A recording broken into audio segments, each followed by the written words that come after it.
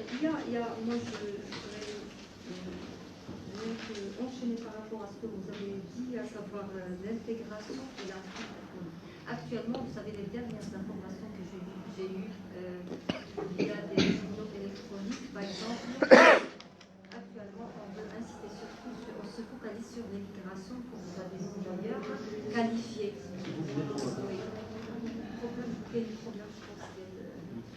On insiste sur une immigration qualifiée. Alors actuellement, Londres, après le Brexit, elle déclare qu'elle veut vraiment des gens qualifiés de l'immigration.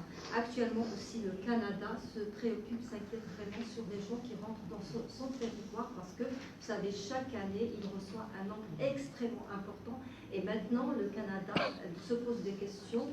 Est-ce que les gens qui viennent, qui atterrissent, correspondent bien au profil qu'elle veut? Donc, actuellement, vraiment, comme vous avez dit, maintenant, la France, vous savez, pour passer, être maintenant, vous voulez passer au territoire français, il faut passer par plusieurs diplômes pour avoir un carte séjour.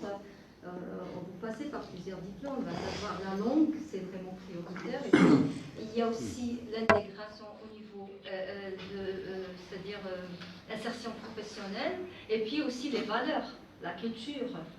Donc on prépare les gens pour acquérir la culture du pays qui reçoit, et puis aussi au niveau insertion. Donc vous passez par plusieurs, à la France, ce que je sais, vous passez par plusieurs formations.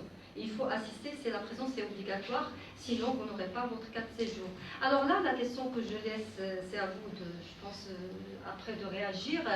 Le Maroc, qui un jour, c'est-à-dire on n'a jamais, qui dirait un jour que le Maroc va être un pays qui va recevoir, accueillir, un pays d'accueil. Donc tout est possible. Donc la question qui se pose, est-ce qu'on est prêt vraiment? Le Maroc, on est prêt avec ses institutions à recevoir, à encadrer, parce qu'il n'y a pas que accueillir aussi, mais aussi comme fait la France par exemple, le Canada ou d'autres pays. Est-ce qu'on est prêt aussi à encadrer ces gens qui viennent? Vous savez, chaque année, on a un nombre important qui vient d'une façon ou d'une autre. C'est vrai, le Maroc, c'est un pays de passage, d'ailleurs, mais ils attendent. En fait, les voies sont bloquées au Maroc. Mais avec nos institutions, est-ce qu'on est prêt il y a le ministère des Jalia, est-ce qu'il y a des associations? Mais en fait, il y a, comme disait M. Mazouz Mohamed, c'est qu'il y a un financement, sauf qu'il faut bouger un peu. Il y a aussi, avec la question que je voudrais poser aussi, avec Visa Schengen, l'Europe, vous savez, s'inquiète beaucoup sur ses frontières. Il y a maintenant les dernières informations, par exemple, la France, au niveau de ses frontières, entre Strasbourg et l'Allemagne, il y a la petite ville qu'elle. Actuellement, il y a des gens, surtout qui viennent de l'Afghanistan, des Afghans, qui viennent s'installer en Allemagne. Mais en fait, l'Allemagne, c'est pas leur pays visé, mais ils veulent s'installer en France. Et donc, avec l'ouverture des frontières actuellement, même l'Europe maintenant s'inquiète sur la question des migrations. Et voilà, je laisse la parole au professeur Laila, qui est le master de la migration, c'est ça, la sociologie de la migration. Donc, à toi la parole, ma chère collègue.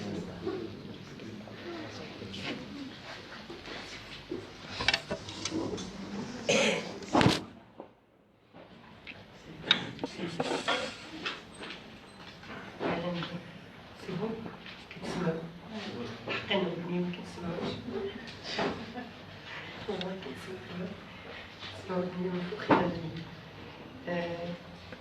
على كل حال je tiens à remercier vivement professeur Ahbrati pour cette organisation de cet événement qui nous permet d'être déjà ensemble pour parler d'un sujet qui nous intéresse, pour recevoir un grand invité qui et nous a enrichis sur l'expérience, en tout cas la situation migratoire en France, l'évolution, en tout cas le début et l'évolution et l'actualité.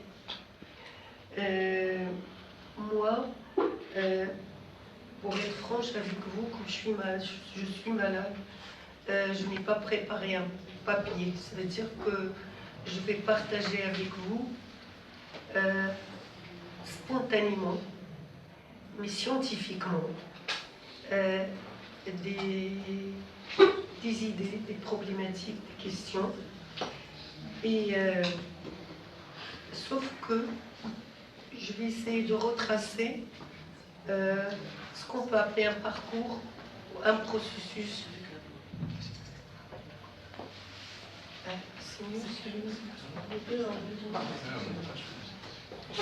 Alors, un peu ce qui était propre au parcours migratoire, ce qu'on peut détecter dans un parcours migratoire comme étape comme conclusion. Je ne parlerai pas forcément de l'Europe, parce que je crois que c'était très intéressant tout ce qui a été dit. Moi, je voudrais un peu ramener le concept ici au Maroc.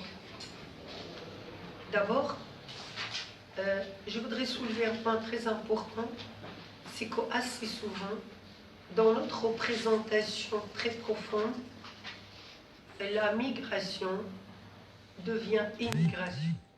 Parce qu'on nous parle essentiellement des Marocains installés en Europe et essentiellement en France. Alors que les Marocains sont partout actuellement. Et malheureusement, nous n'avons pas beaucoup d'études. Nous avons des représentations plus qu'autre chose. Par exemple, dans les pays du Golfe, l'immigration des Maghrébins, des Marocains date depuis très longtemps. On n'a pas d'écrit. Et même que ce soit dans d'autres pays musulmans. Et j'ai l'impression, peut-être l'hypothèse, c'est parce qu'on part de l'idée que nous sommes tous des musulmans, qu'on n'est pas immigrés ailleurs dans un État musulman. Je crois que c'est quelque chose à creuser. Mais je reviens un peu à ce que j'ai marqué. Moi, je voudrais revenir sur le concept migration et hijab. C'est un mot qui n'existe pas dans notre langage ici au Maroc. Dans notre quotidien, on ne dit pas hajj. On n'utilise jamais ce mot-là. C'est un concept, bien sûr, peut-être va être sûrement vulgarisé, qui va prendre forme dans notre langage, mais il y a le concept et il y a l'action. Et c'est l'action qui l'emporte sur le concept. On parle de nuzouh, nakhar, tanqoul, harig, qta', msha, safr. Mais on ne parle jamais de hajara. Hajara, dans notre esprit, est lié à notre fête annuelle de Sana al-Hijriya. Et ça s'arrête là. Mais en tout cas, dans toutes ces actions, il y a un déplacement d'un point vers un autre. Le déplacement, que ce soit dans un état ou que ce soit dans deux états, c'est qu'on va d'un point périphérique vers le centre. Au Maroc, on vient d'un point périphérique vers le centre. Lorsqu'on va en Europe, on va d'un pays considéré périphérique vers au centre. L'essentiel dans ce mouvement de déplacement, c'est la recherche d'un bien-être économique généralement, et sans oublier une protection politique pour les gens qui sont partis pour se protéger du régime, en tout cas marocain ou autre. Du moment qu'on arrive ailleurs, ça veut dire qu'on va s'imaginer dans son mouvement de déplacement. On part de quelque chose, d'un lieu avec peuplé, bien sûr. On quitte plutôt une population avec laquelle on partage une culture, une pratique, des comportements. Et c'est ce qu'on appelle l'assimilation dans un groupe. Ça ne se voit pas tellement la différence. Ça ne se voit absolument pas. Parce que qu'est-ce que ça veut dire être assimilé? C'est se diluer dans un groupe. C'est ne plus être une individualité apparente. c'est que être dans la norme ou la conformité. Et je vais vous expliquer, c'est ce qui était recherché aussi à la fin, dans un parcours de migration. Dès qu'on arrive dans l'autre espace, on devient apparent. Pourquoi? Par notre couleur, par notre vestimentaire, ou tout simplement par notre comportement. Quand je dis comportement, notre comportement est très culturel. Je parle essentiellement de notre mouvement corporel, notre façon de se déplacer, de manger, de parler, le gestuel. La culture, ce n'est pas seulement ce qu'on apprend, ce n'est pas seulement ce qu'on dit, mais notre manière est culturelle. Et dès qu'on arrive dans un espace spécifique qui nous est étranger, par notre comportement, on devient étranger au groupe. Alors, lorsqu'on arrive, par exemple, dans un... Du coup, il y a ce qu'on appelle... On va être spécifié comme corps étranger. Et on va arriver à deux concepts majeurs, à la stigmatisation. Ça veut dire qu'on va être stigmatisé, sauf quoi, assez souvent, stigmatisé prend une connotation péjorative, alors que stigmatiser, ça veut dire donner une qualité bien propre à une personne qui révèle une différence par rapport au groupe. Et bien sûr, le groupe n'aime pas la différence. Parce que je vous ai dit, l'essentiel dans un groupe, c'est qu'il faut qu'on soit homogène. Alors, bien sûr, dans cette stigmatisation, cette discrimination, il y aura la stigmatisation. Tu vas devenir le maghrébin, l'africain, le subsaharien, l'Asie, Gimgim au marocain, Shelh, l'Aroubi. Tout ça, c'est stigmatiser une personne, comportement, par une couleur. Ce qui va se passer dans ce parcours, c'est que le groupe stigmatisé va s'approprier la stigmatisation. Et cette stigmatisation va être réutilisée, réinventée pour devenir une identité. Je suis Asie, je vais faire en sorte d'utiliser un ensemble de facteurs culturels, de comportements, y compris la musique, la danse, la bouffe, pour faire valoir mon identité. Je suis maghrébine en France ou ailleurs, je vais me stigmatiser pour dénoncer ma différence et revendiquer la différence par djellaba, par le belra, par le foulard, par quelque chose qui va devenir à long terme une identité. Parce que finalement, lorsqu'on parle de cette identité, qu'est-ce que ça veut dire l'identité? Une identité, c'est un ensemble d'éléments qui forgent la culture d'une personne. Mais dans un contexte étranger, ces éléments vont être accentués. Ils vont prendre une autre valeur. Ils vont être un peu massifiés, si vous voulez. Ils vont prendre la normité pour devenir « je suis maghrébin, je suis aroubi, je suis cheleh, je suis comme ça. Je suis dans ça. » Et là, ce qui est un peu ce jeu entre le pays d'accueil et l'immigré, c'est qu'au moment qu'il y a un rejet, il y a en même temps une concentration sur l'élément qui était à la cause de ce rejet pour devenir un élément essentiel pour mon existence. On peut prendre des exemples, on n'a pas le temps pour faire ça. Bien sûr, ça amène à quoi? Ça amène à la normalisation d'un groupe. Parce que ces éléments vont chercher à être identifiés comme groupe par assimilation dans un groupe, par l'intégration si vous voulez.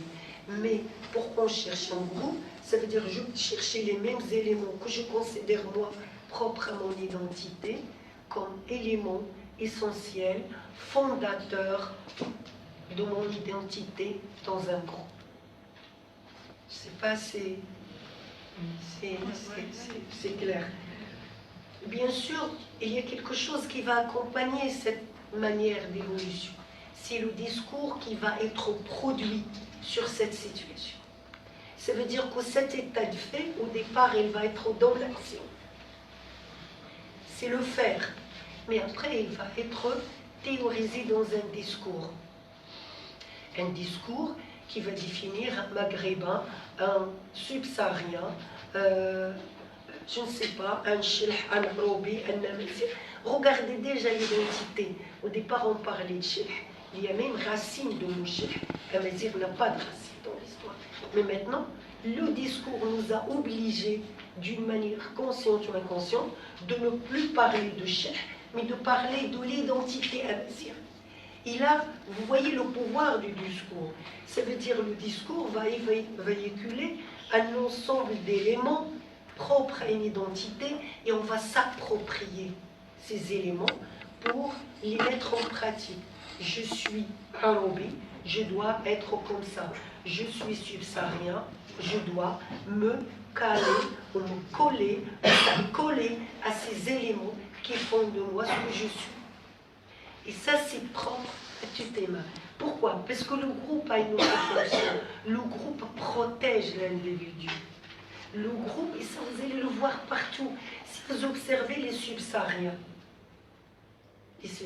fonctionnent en groupe. Les jeunes qui vont à l'école française fonctionnent en groupe, se déplacent en groupe. Les Français vivent en groupe. Tous les groupes, toutes les communautés étrangères en Europe vivent en groupe. Parce que dans le groupe, il y a seulement l'élément de la présence, mais l'élément de l'adhésion qui vous garantit la protection en cas d'agression, en cas de difficulté. Et ce qui fait, le groupe ne se construit pas seulement sur une question identitaire abstraite, mais sur une question de protection, de solidarité et de maintien de notre identité par auto-identification. On s'identifie à l'autre et dans ce cas-là, nous sommes dans une relation de reconnaissance et de normalisation d'un coup. Alors, le plus important aussi, c'est qu'au discours n'est pas limité au temps. Ce discours va voyager, va évoluer. D'où il y a une remarque, peut-être qu'on n'observe pas tellement chez les subsahariens, mais qu'on va observer chez les immigrés qui sont au Maroc depuis un certain temps. Prenons par exemple les Irakiens, les Syriens du monde arabe, prenez les Italiens, les Français, prenez même les Portugais, les Italiens qui parlent parfaitement arabe. Mais à un moment donné, il y a quelque chose, même dans leur assimilation, entre guillemets, qui va le faire voyager vers l'italien comme perception et présentation. Le gestuel parle exactement comme nous au Maroc, mais il va seulement vous dire, vous savez, nous les Italiens, peut te dire, même avec le dialectal, hna, taillé. Et ce qui fait, il y a ça. Les Français, bien sûr, ils sont aussi dans cette dimension. Certes, on ne peut pas prendre comme exemple les Français parce qu'ils ont une histoire assez spécifique, ils sont presque historiquement chez eux. Et ce n'est pas, je considère que ce n'est pas quelque chose, pour moi c'est presque naturel, parce que c'est des gens qui certes qui sont arrivés ici pendant la colonisation, mais les générations, 5e, 6e génération, sont devenus, comme eux, ils se qualifient des Marocains de cœur, parce que le Maroc ne donne pas la nationalité. Ce qui fait, ils sont pratiquement dans un métissage culturel entre les deux. Mais si on revient, par exemple, aux subsahariens, on va voir que le rejet de la société est immédiat. On a rejeté immédiatement les subsahariens. On peut entrer deux possibilités d'explication. D'abord, nous sommes habitués à voir des étrangers riches qui vont nous ramener un travail. En tout cas, on va gagner quelque chose, entre guillemets. Et tout d'un coup, on se retrouve avec des subsahariens. Je crois la chose là qui était la plus difficile pour la société marocaine, c'est de repérer ces subsahariens comme appartenant géographique. Le Marocain, d'ailleurs j'ai publié 2 articles sur le sujet, sur l'hospitalité marocaine et sa difficulté à concevoir le subsaharien comme un invité, et aussi la question de la question de la religion. Alors, d'abord, pour un Marocain, l'Africain, il n'y avait que les Sénégalais et les Soudanais. Et tout d'un coup, les Marocains se sont retrouvés devant des nationalités. Ce n'est pas la nationalité qui dérange, c'est l'absence de toute connaissance de cette région géographique qui dérange. Le Marocain était confronté à son ignorance, à sa difficulté à se situer dans un continent dont le Maroc fait partie.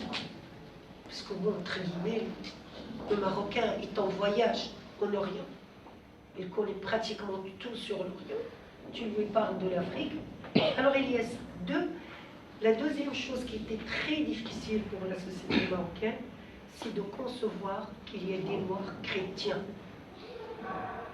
Ça, c'était encore une absence vraiment très profonde et très dérangeante chez le Marocain. Tous les Noirs sont forcément des musulmans. Et bien sûr, la confrontation a eu lieu à cause de la dimension de méconnaissance, mais c'est parce qu'il y a une confrontation sur un plan économique et moral. Alors, l'économique, c'est parce que bien sûr, ils sont très pauvres ou réellement pauvres. Ils vont venir travailler chez nous, même de passage, ils nous seront en difficulté. Et c'est pour ça que je dis, peut-être à long terme, on va se retrouver un peu le discours qui est véhiculé par les autres. Deuxième chose, bien sûr, c'est la question de la moralité, et ça, c'est une représentation plus qu'une réalité. Alors, bien sûr, l'immigré subsaharien, et les mendiants, et les criminels, et les voleurs, et ainsi de suite. Et pour vous dire comme la représentation est un peu nous fait fausse route, c'est que les Syriens étaient des mendiants.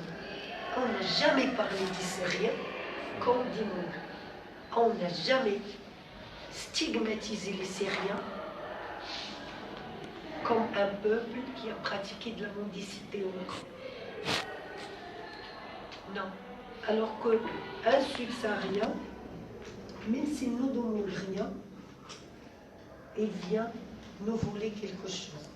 Bien sûr, il y a eu beaucoup de confrontations, mais c'est pas ça la chose la plus importante.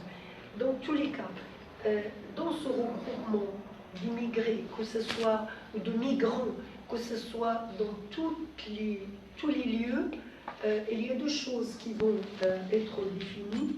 D'abord, il y a l'appartenance géographique, des Marocains, des Algériens, des Congolais, des Tongolais. Et la deuxième chose qui va déterminer, c'est la religion. Alors si vous avez, je ne sais pas si vous connaissez les campements des subsahariens au Maroc, parce que bon, je crois que c'est la seule population qui vit des campements ici au Maroc, alors qu'il y a beaucoup des étrangers. Ben, déjà à l'intérieur, ils étaient organisés par leur appartenance géographique. Et un peu plus large, ils étaient organisés par leur appartenance religieuse. Et dans cette appartenance religieuse, bien sûr, il y a ce qu'on appelle les doctrines. Il y a les catholiques, il y a les protestants, comme il y a les chiites, il y a les sunnites, et ainsi de suite. Alors, ça, dans cette manière d'être, il y a quelque chose qui va se reproduire. Le groupe a essayé, par son appartenance géographique, de reformuler, de recréer une organisation propre à leur pays d'origine. Ça veut dire qu'ils vont partir d'une situation de désorganisation, parce qu'il n'y a que des individus. Au moment qu'ils vont trouver un lieu pour se regrouper, ils vont essayer de schématiser leur vie, de réorganiser leur vie par un modèle très propre à eux, mais aussi un repère. N'oublions pas que lorsqu'on part, la seule chose qu'on ramène avec nous, c'est notre culture, y compris la religion.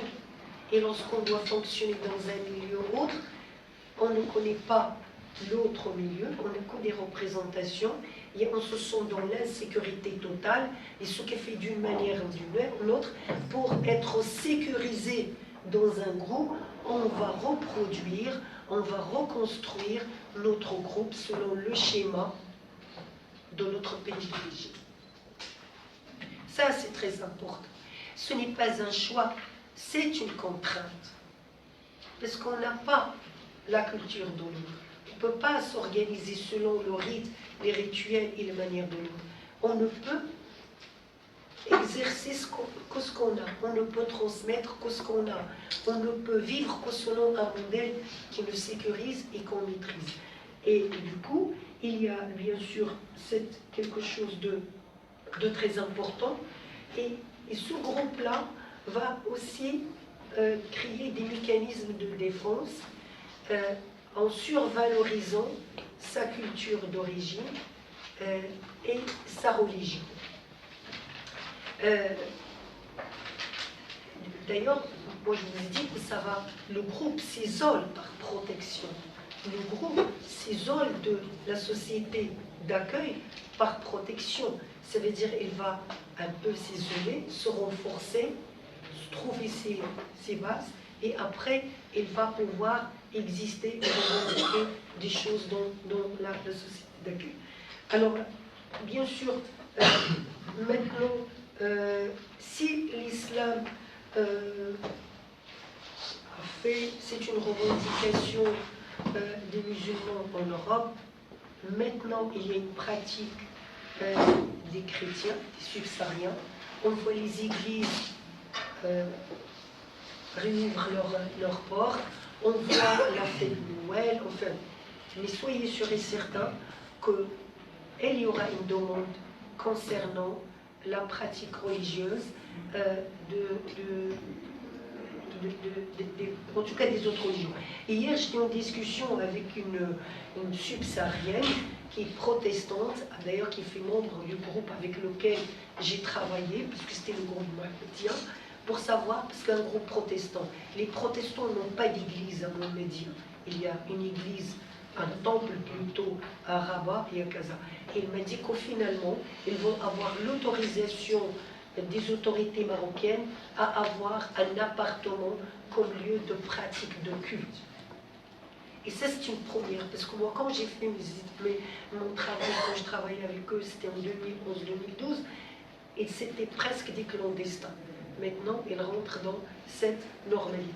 Je conclus juste par une observation, un constat, c'est que dans cette dualité d'immigration,